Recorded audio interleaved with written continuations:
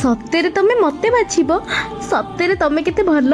ମୋତେ ତ ପଚାରିଲ, ଏବେ ଚାଲ ତମ ପୁଅକୁ ପଚାରିବା। ଆଚ୍ଛା ପୁଅ, ଏଠିକି ଶୁଣିଲୁ।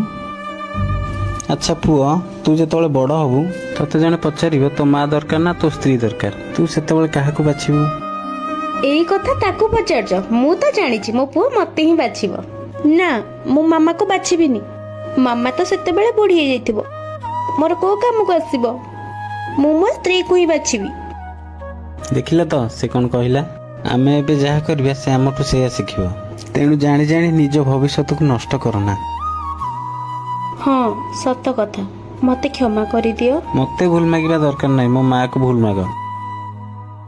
ମା, ମୋର ଭୁଲ ହେଇଯାଇଛି, ମତେ କ୍ଷମା କରିଦିଅ। ହଁ ରେ ମା, ଚଳିବ। ତୁ ତ ଭୁଲ ବୁଝିପାରିଲୁ। ଆମେ ମାନେ ଯାହା କରିବା ଆମ ପିଲାମାନେ ଠିକ୍ ସେଇଆ ଶିଖିବେ। ଭିଡ଼ିଓଟି ଭଲ ଲାଗିଥିଲେ ଚ୍ୟାନେଲକୁ ସବସ୍କ୍ରାଇବ୍ କରନ୍ତୁ।